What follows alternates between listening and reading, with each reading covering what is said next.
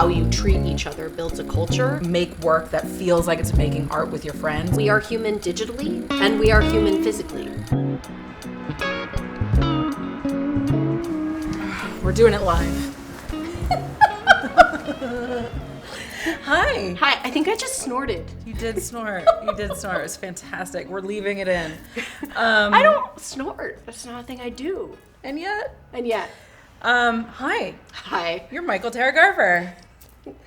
That is true. I am Mikhael Tara Garver, and you are Carri Twigg. That's right. And we're here today to talk about you and the amazing work that you do and why Culture House Immersive is about to do amazing things in the world. Well, and the amazing work we're going to do together. Yes. Why this is like the meeting of superpowers, I think. It's like a Power Ranger meets immersive meets culture awesomeness. This is really exciting. I'm really excited to talk about all this. So while you're in Orlando building the Star Wars Galactic Star Cruiser, I was in New York or LA or wherever I was with Ray and Nicole, our besties, building Culture House, right? We'd started the company in 2018. We're Black, brown, women owned. And we were sort of humming along, tinkering away at Culture House, building this community and this company that we really believe in. And you and I started having a conversation about what was going to be next for you. I remember the first one, we're like, maybe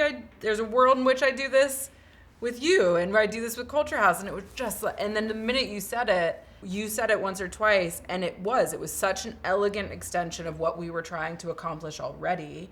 And I felt very excited for you as your friend to have what I had, which was support and friendship and sisterhood and belonging. Well, and also, right, like to think about going back, I think there's a moment you get to in your life where you realize this thing I'm trying to create for others, I would also like it for myself. This, like, I'm trying to create a culture of belonging. How do I make in a company as a space of a culture of belonging, right? How do we build a business where I have partners and can then continue to bring more partners, right? Like, we're now building that Culture House Immersive team, and it's so exciting. I want to live in a space where we're creating work where I know how we make the work matters as much as what we're making.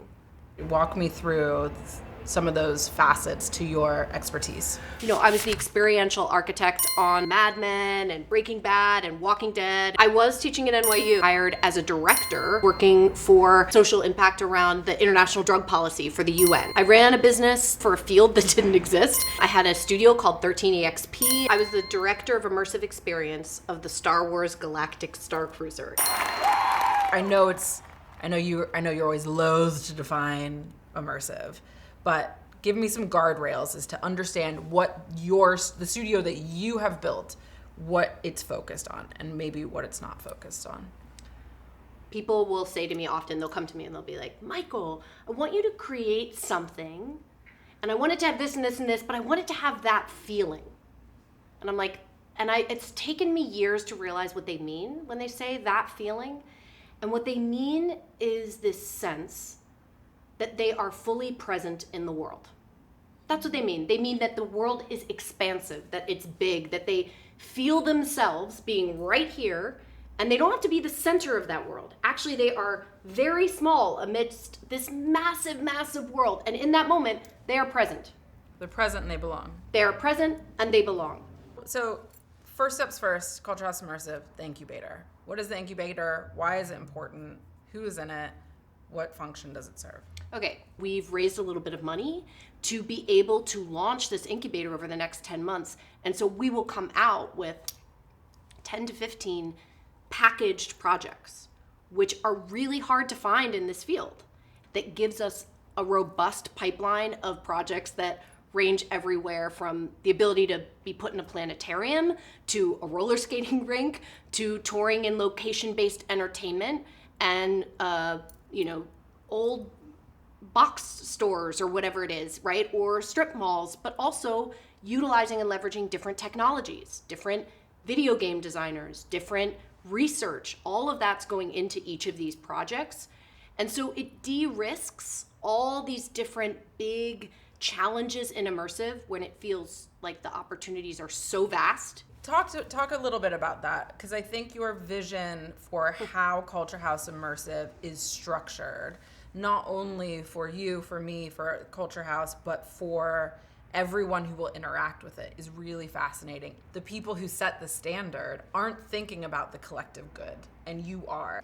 You know, we have this opportunity right now to create a field that is an ecosystem. And I believe that when you build an ecosystem, the business works better, right? There's a more sustainable financial part of that.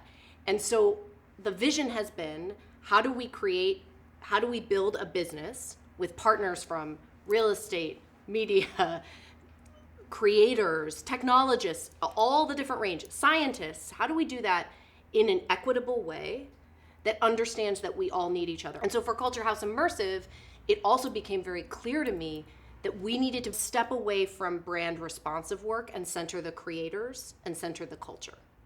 Well, and I think audiences are yearning for this type of thing, and we're layering it onto pre-existing experiences already. Yes. Like, as you said, the audience added these new dimensions to Wakanda and to Black Panther. But it's the bracelets at Taylor Swift, it's silver at Beyonce, it's Oppenheimer, Barbenheimer, it's it's Gentle Minions. It's like there's all these layers that are being added, not from marketers, they're like these happy accidents, but it's this thirst that the general public has to make an experience a collective one. Well, and we're lonely.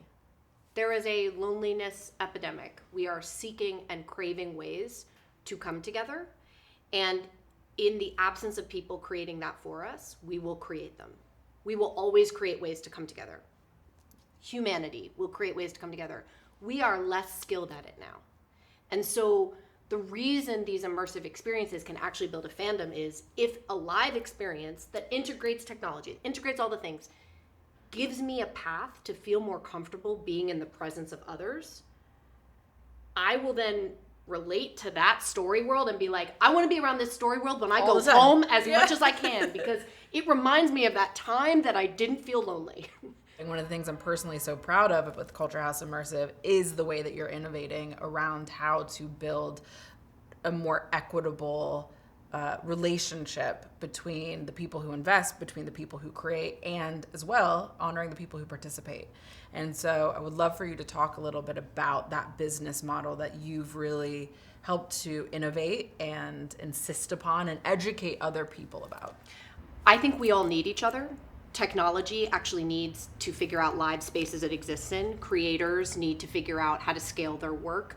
Investors are looking for ways that they can invest in live experiences that are more diverse and that have less risk involved with it. I think spaces are looking for ways to revitalize themselves. I think all of us we all have a business problem and challenge. And frankly, when you have a top-down entertainment system, we're not having as much work thrive and as many voices have space in the outset. And so the thing about this work is it is literally built for many voices. I think a question that is interesting here is you don't have to necessarily be an immersive creator in order to make an immersive project, right? So you can be a traditional writer or director who's trying to incubate an idea, and maybe you build the world as a way of testing what will work on the show. You can be a video game designer and still make an in-person live experience immersive. Yes, and I think the challenge is I think that's true, and also what we've watched happen and why a lot of projects haven't been successful is if your medium is film and then you go and do the same way of making that medium in an immersive experience, it doesn't work. And so it's about how do you take the thing you do uniquely, beautifully, and work with immersive craft with immersive crafts people. And that requires a skill set and a craft and a partnership. We are making a partnership with them so we can create something that's larger than all of us. And so how do you get people into these spaces? Like, how do you, yes, you can market, yes, you can have word of mouth, yes, you can sell tickets to things and make it all very compelling. I think there's two things. The first is partnerships are really important to us, and this is what also makes it uniquely Culture House and Culture House Immersive, which is, although we're talking about tourable experiences, we are both making global experiences that can localize, which means we will have local partners, we will have local participants, we will have local performers, and those local relationships start to build an audience, right? And because we know that the consumer dollars are growing in experiences, this is an investment that's worthwhile, right? We know that people want to figure out a way to come together, and that's only growing. And so I think we have to give it some time for this field to develop and invest in it. We have to invest. Yeah.